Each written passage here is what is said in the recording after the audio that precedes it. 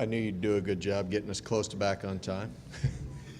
Next up, we have Dr. Floyd from the University of Oklahoma to talk to us about rapid setting concrete for pre-stressed members. Let's see if I'm smart enough to work this thing here.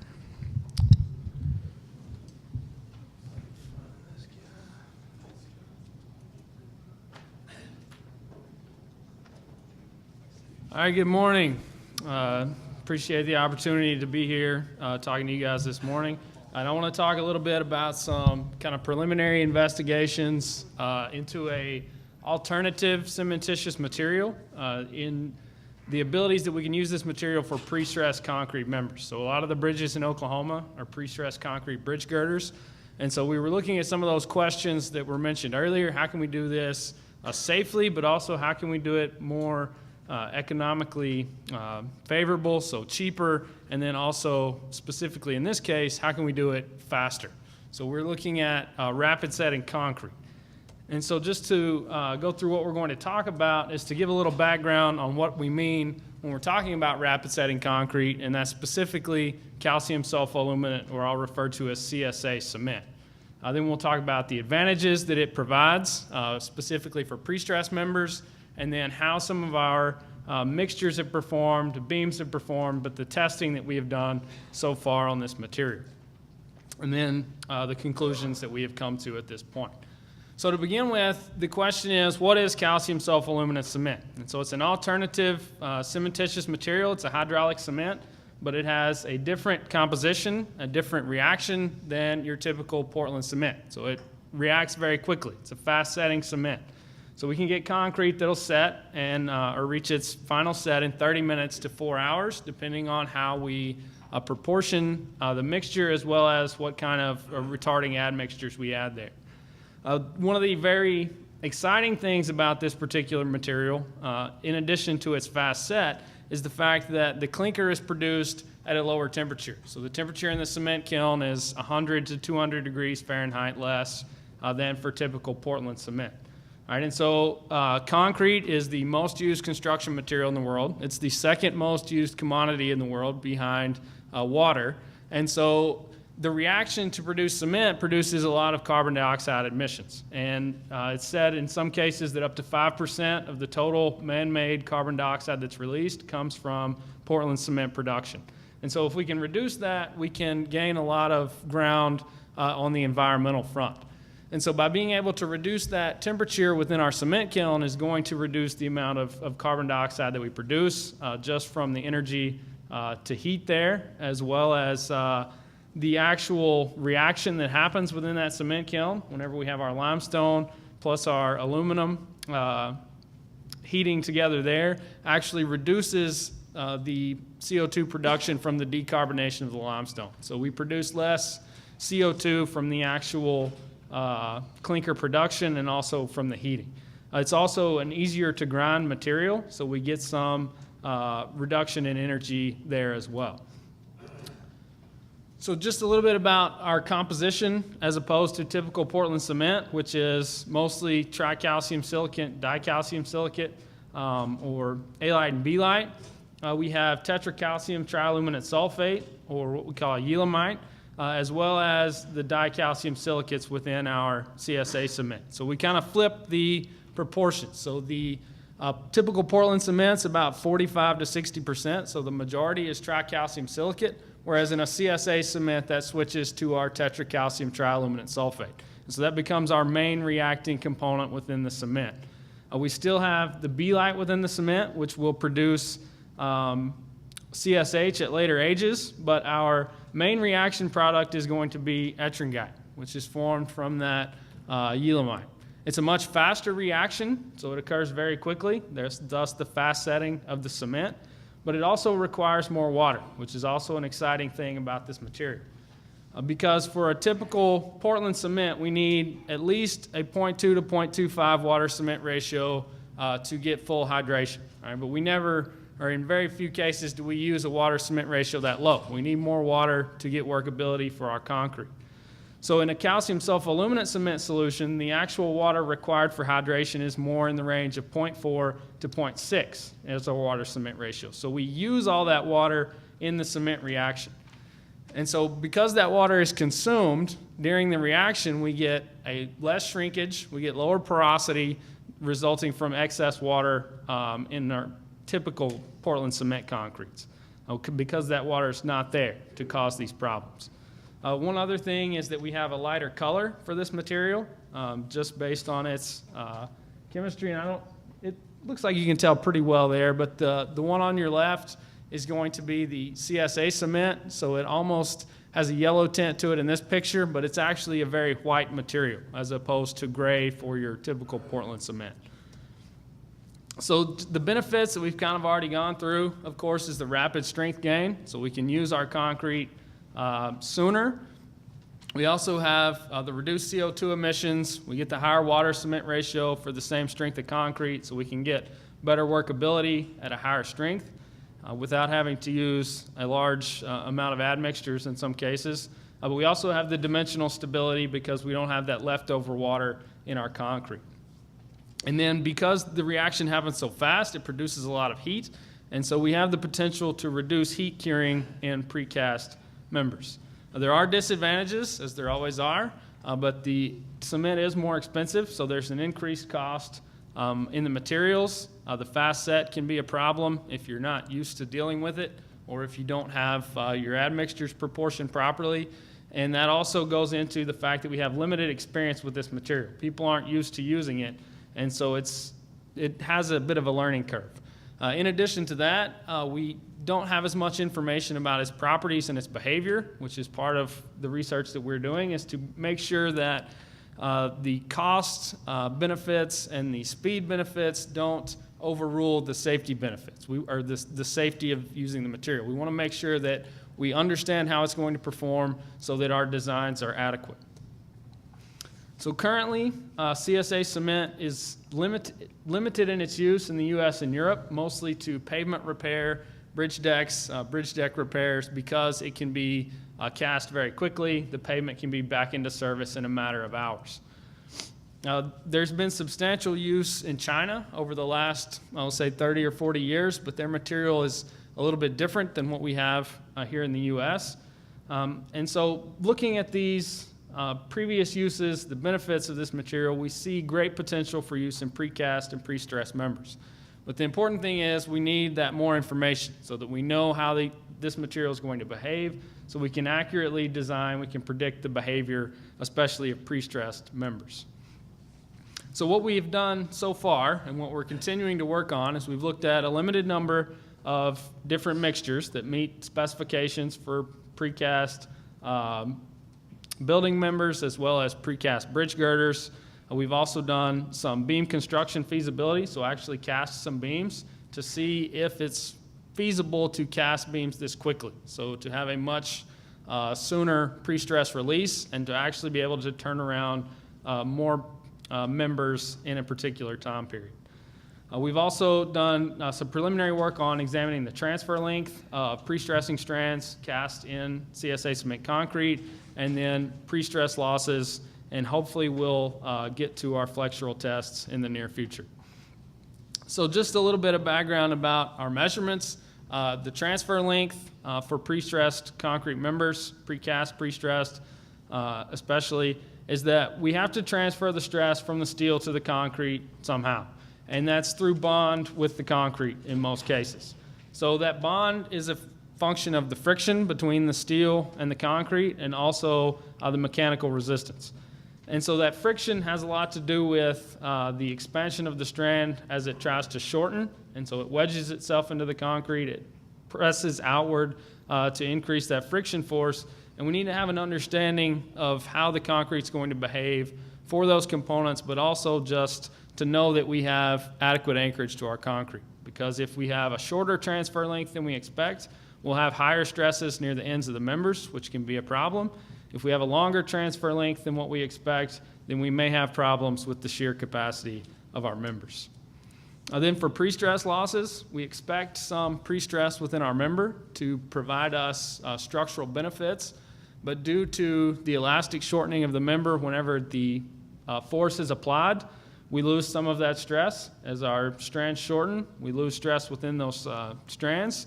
And then also, as concrete wants to shrink due to drying over time, or we get creep as the concrete deforms under load, we lose some of our pre-stress as well. And each type of concrete is going to have different behavior, both in the elastic shortening as well as the long-term creep and shrinkage losses. So the things that affect these materials are the modulus of elasticity for elastic shortening, which is indirectly affected by the compressive strength. And so these are properties that we really need to have an understanding of for this new material. The same thing for creep. The age at loading or the maturity at loading is very important, and also the compressive strength. And if we are starting to load our members at a much earlier age than what we have in the past, we need to understand how that's going to affect the creep of our members. And then also shrinkage behavior, relaxation of our steel is basically going to be the same. But how does CSA cement concrete relate to these properties differently than typical Portland cement? So our objectives were to determine if we could use this material to meet typical DOT specifications for precast bridge girders. And we were looking at a compressive strength at 6 hours. So that was our initial target, was could we have our concrete to strength to release for pre-stressed bridge girders at a 6-hour age. And so we looked at two mixtures with a 4,500 PSI at release and a 6,000 PSI at release. And then those had corresponding 6,000 or 8,000 PSI at 28 days. And so one thing that initially is interesting in meeting the DOT specifications is the water-cement ratio, because again, we have a higher minimum water-cement ratio required, and so it doesn't necessarily fit right in with the prescriptive specifications there. Once we looked at some mixes, we looked at the feasibility of increasing production, and this was in conjunction with Course Lab in Oklahoma City, and they wanted to look at double T's, and so our release strength for those guys was a little bit less, of about 3,500 PSI, and we were targeting that at about 2 hours of age, so even sooner. They were requested a slump flow, so self-consolidating type concrete of 24 to 28 inches, and then we used these beams that we cast to measure transfer length and pre-stress losses, and then we will test the flexural capacity and development length in the future. So our 4 basic mixtures that we tested included the lower strength, the higher strengths that we mentioned, and also variations in air entraining agent for the air entrain mixtures, our high-range water reducer, and then citric acid is the retarder that we use for this type of material. So we measured slump or slump flow, the air content, and then the compressive strength over the first day of age, and then at 28 days. And then we also measured modulus of elasticity at our targeted 6-hour release strength for our bridge girder mixes, and then at 12 and 24 hours and at 28 days. So these are our mixes that we tested. Initially, we had a water-cement ratio near the minimum required for hydration that was about 0.48 for this particular material. And we had some input from both the cement manufacturer as well as the precast producer on what these mixes would look like, but it's just basically a 7-sack mix. We had water-cement ratios between 0.4 and 0.48, and then high-range water reducer, air entraining agent, and citric acid dosages that varied for each of these. So for our initial mixes, the lower strength with the slump flow behavior, we needed a high dosage of high-range water reducer if we were going to get that really high workability. So that flowable concrete or self-consolidating concrete was our real target here. We found that the citric acid retarder helped us improve the flow because it didn't want to solidify on us quite as quickly. And then we did have at least one issue with segregation of the concrete. It is somewhat difficult to get the right dosage of high-range water reducer mixed with our citric acid set retarder. So if we look at the compressive strength gain here, one obvious thing that we discovered was that adding the citric acid retarder does reduce our strength gain over time, which should be a reasonable conclusion, but we were easily able to get our 4,500 PSI target at 6 hours. And in most cases, or in the cases when we didn't have the citric acid retarder, we were actually able to get that strength level at 3 hours of age. Looking at the elastic modulus at 6 hours, 12 hours, 24 hours, and then at 28 days, we were in very good agreement with the ACI equation for elastic modulus, which is important when we're considering especially elastic shortening losses, that we have an accurate prediction of our modulus of elasticity. And so for our lower strength mixture, we were within about 10% of the ACI prediction. For our second set of lower strength mixtures, which included air entrainment, we found that we were still required a high range water reducer to get the slump that we needed using the low water cement ratio that we were using. And then that the air content and the citric acid reduced our strength, which again are somewhat reasonable conclusions.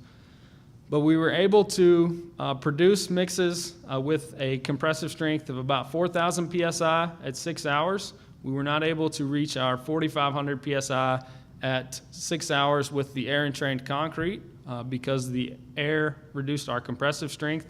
But for this particular material, it is possible that we could eliminate the need for air entraining because of its high durability, but we need to do some more work if we're going to try that. So our higher strength mixtures, we needed to add citric acid just to be able to place the mixture because of how quickly they wanted to set on us. We also had to have a large high range water reducer dosage in order to get adequate workability for these mixtures. But again, we were able to achieve compressive strengths in excess of 6,000 PSI with a low citric acid dosage if we could get the time that we needed to place the concrete. But we could reach our compressive strength requirements at our 6 hours of age. The higher strength elastic modulus was in better agreement with the ACI equation with a difference of about 10% at 6 hours and then down to about 1% when we got out to 28 days. So once we had kind of verified the mix that we were going to use, we went and cast 4 pre-stressed pre-tensioned members there at Course Lab in Oklahoma City that measured 8 inches wide, they were 24 inches deep, and then they were concentrically pre-stressed, had 6 half-inch special strands, 3 2 inches from the top of the specimen, 3 2 inches from the bottom of the specimen, each tensioned to about 75% of their maximum tensile strength. So the mix that we used was our initial LSC, as we had it listed, mixture, but again, it's a 7-sag mix. Has a 0.48 water cement ratio, which is right at the minimum required for hydration of this material.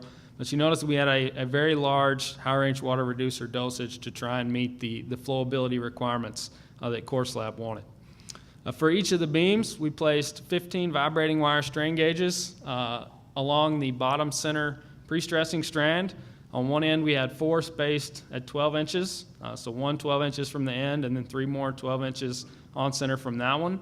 1 at the beam center line to get our stresses at the beam center, so in the area of constant pre-stress.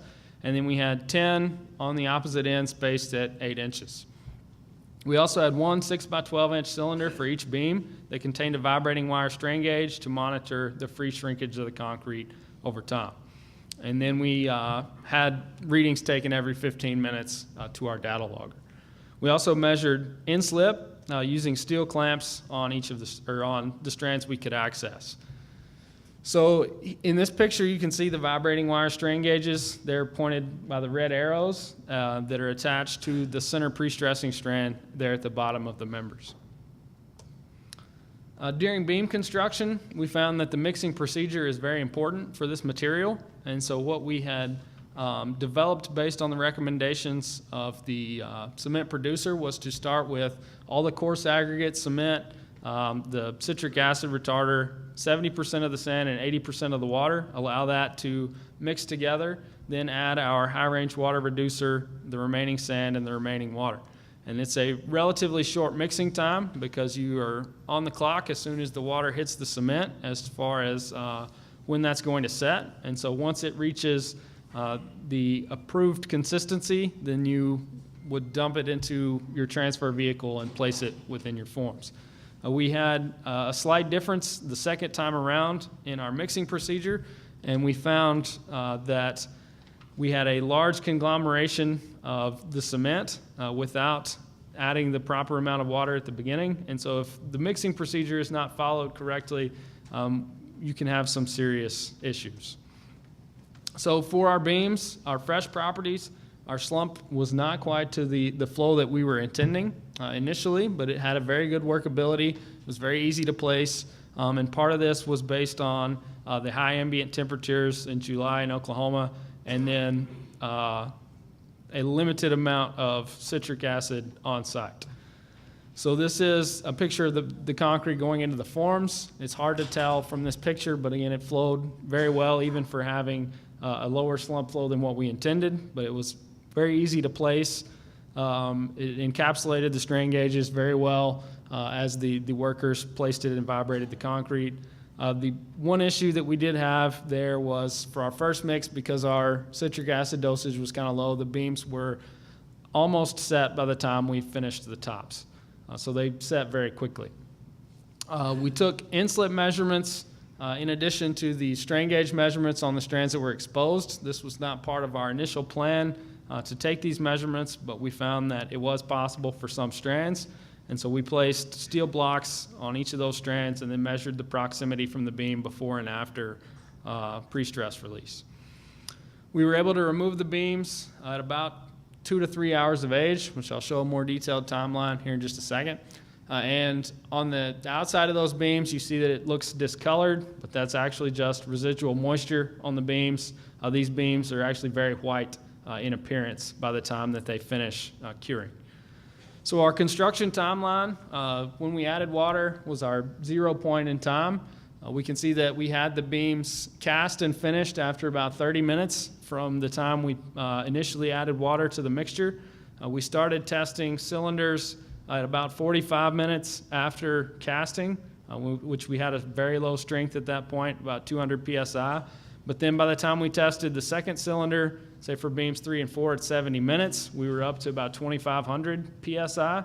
And then at the fourth cylinder we tested for, say, beams 3 and 4 at 92 minutes, and we were in excess of our 3,500 PSI, and so we released strands as soon after as we could. For beams 1 and 2, we had a slight delay in some of our instrumentation being set up, and so we didn't start testing those cylinders until later. And so when we tested our first cylinder at 105 minutes after casting, we were well above our 3,500 PSI. So our first set of beams we were able to release at about 3 hours of age. Our second set, because we were able to monitor our strength more closely, we were able to release at about 2 hours of age.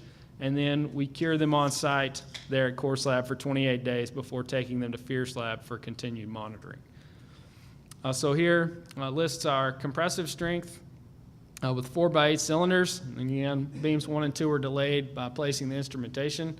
But sorry, it was not 500 or 200, but it was about 50 PSI at 45 minutes.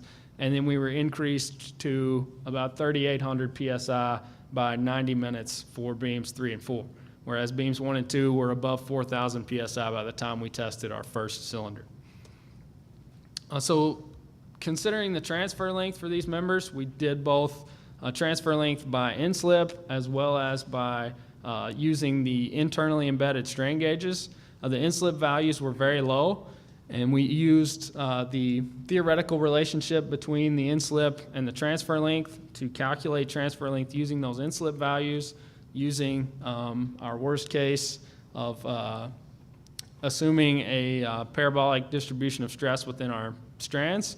But we found that using that relationship with the in-slip, we had transfer lengths in the range of about 12 inches to 22 inches, which are very short, much less than the ACI and AASHTO predictions for transfer length. And again, this is a case where we want an accurate prediction because we're looking at calculating stresses near the ends of our members and then also calculating stresses for our shear capacity. So again, keep in mind that the end slips were very low for these members. And then we moved on to calculating transfer length with our vibrating wire strain gauges. So we placed them all along the bottom center strand and then plotted the strain along the length of the member and then took 95% of the average maximum. So once it reached a constant value, we averaged those values and took 95% to eliminate the effects of, or to eliminate the bias caused by the curve where it breaks over from a changing rate to a constant strain. And so it looks something like this when we plot strain along the length of our beam. You notice that the red, green, and black lines are between the pre-stress release and at 7 days of age. And so we see very little increase in strain over the first 7 days. But then we have somewhat of an increase between 7 and 28 days. And so what I was referring to is if we look at our increase in strain coming up this line from 0 up to this relatively constant strain, we should have a relatively constant stress at that point. And so we're looking at the length along the beam till we reach this breakover point there. And so when we made those calculations, we had pretty consistent results over time, but we did notice that there was a difference between the ends that only had 4 strain gauges versus the ones that had 8. And part of that is because you are casting a 6-inch long strain gauge immediately above your pre-stressing strand, which is going to have some effect on the bond of that strand to the concrete. But our average transfer lengths here were somewhere in the range of about 28 inches, which is longer than what was measured using inslip. And so we didn't have great agreement between these two methods, which is not entirely uncommon. But if we look at the average measured values at 28 days compared to the prediction equations, we were very much in range of all three from the main codes, ACI and AASHTO portion of the development length equation of the FSE over 3 times dB. We were about 10% less than that prediction. We were about 15% more than the ACI 15 or 50 dB, and then we were about 8% less than the AASHTO 60 dB equation. So we were very much in the range of the predicted values when we were using the measured strains to calculate transfer length. So looking at the pre-stress losses, again, we took our data, calculating the strain in our member from those vibrating wire strain gauges, converting that to a change in stress by using the modulus elasticity of our pre-stressing steel. And so these are results based on creepage shrinkage for the first 28 days. We have data past that, but we haven't had a chance to get into that quite yet. But for our beams, we had an elastic shortening loss of about 7.8 KSI, which was very close to the predicted values using the modulus elasticity that we measured, which was about 8.4 KSI. So our elastic shortening prediction was very good. But when we used the standard AASHTO refined method to calculate creep and shrinkage losses just for the first 28 days, we were about 10 times greater than what we actually measured. And part of the reason for that is that calcium sulfoaluminate cement has a tendency to expand.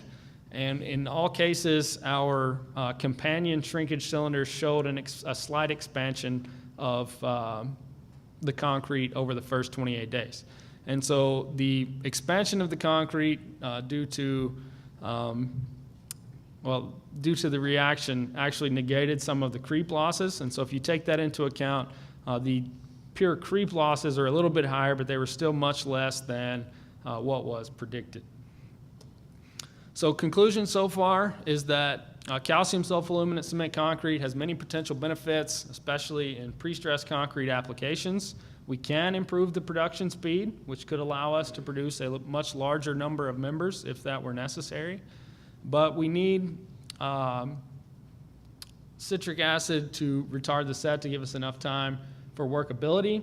Now, we need to look at the mixing procedures that we would use with this material, but we do have a good prediction for the elastic modulus, and in some cases the transfer length. The strand slip values were very small, which needs to have more, or we need to do more work there to determine what's our best method for determining transfer length for these members to give us an accurate indication. Our measurements were within 15% of the predictions for our transfer length. Our elastic shortening was very good compared to the predicted values, which the creep and shrinkage were much less than what we predicted. So the last thing is that we need to continue doing this work if we're going to be able to bring this material to a point where we can use it in production. So thanks to CTS Cement for providing the cement materials and some of the financial support for this research, and then Course Lab for helping us out, and then thanks to all of you for being here today and for allowing me to speak. So if you have any questions, I would do the best I can to answer them.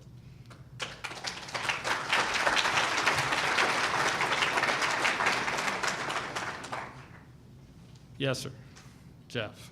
How did they end up releasing the strands out of the cup, and how many beams did you have in a line? So we had 2 beams in a line. Could you repeat that? The question was, how was the pre-stress release done and how many beams were in a line? So we had 2 beams in a line on about a 100-foot pre-stressing bed. So we did have some free strand on both ends. But the beams were, or the pre-stress was released by simultaneously cutting at 3 points. So at each end of the bed and then at the intersection between the 2 beams. So they were cut with a torch at the same time. Each strand individually. Yeah, 1 strand at a time. Yes, sir. So in CSA, you say like attenuate forms, right? So if attenuate forms, concrete expands. So and on the other side, like when in the pre-stress, so we are basically compressing the concrete. So the concrete or the metric itself is expanding, and we are applying some compression pressure. So do you think we are developing some micro crack, or what do you think, like how it will perform when you use the concrete for some flexural load? Okay, so the question was, because the concrete is trying to expand while it's being compressed by the pre-stress, do we expect there to be micro cracks occurring within the beams? And my answer is going to be that we do not expect that because the compression is high enough to keep all of those cracks together. So you mean the crack might form, but the external force will keep them tight. It should. So and then in flexural performance, then this crack might create a problem, right? It is possible. We haven't gotten to the flexural performance testing yet, but that is something that we'll be looking at hopefully within the next month or 2. Yes, sir. You look at how salt affects calcium. So the question is, have we looked at how salt affects calcium sulfoaluminate cement? I have not specifically on this project, but there have been several looking at the performance of pavements and bridge decks, and it performs very well in those environments. Yes, sir. Actually, talking about this concrete, which is setting pretty fast, we are expecting, because of the very fast vibration, we are expecting high temperature production in the concrete.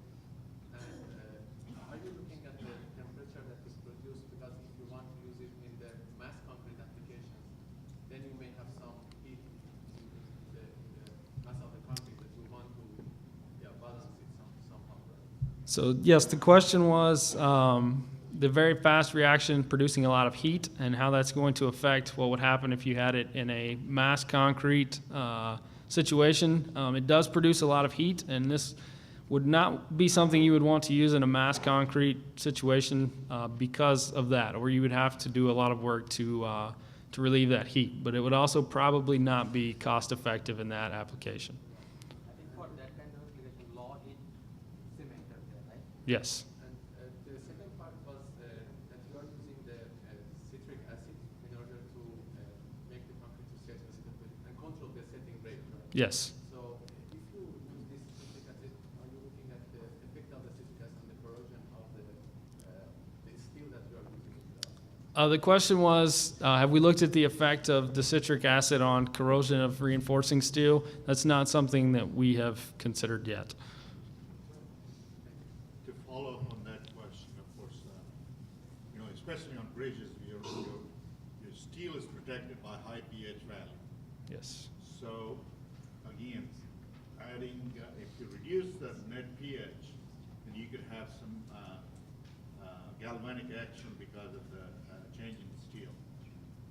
Yes. So that is beyond what I've done so far. But the question was, if we are adding that citric acid and reducing the pH of the concrete, how's that going to affect corrosion with the steel? The amount of citric acid we're adding is very low, and in the applications that this has been used that have been in service for 10 to 20 years, there has been no evidence of problems caused by that. And that's the best I can say at this point. One more question. Is there similar work with phosphate-based concrete?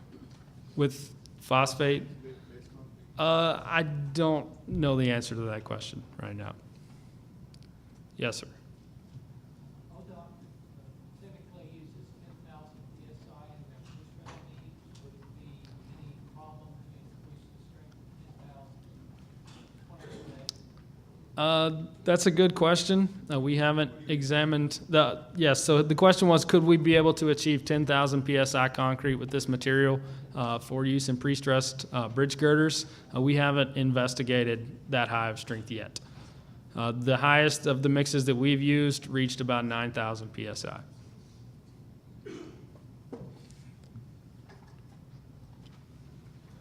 All right, thank you very much.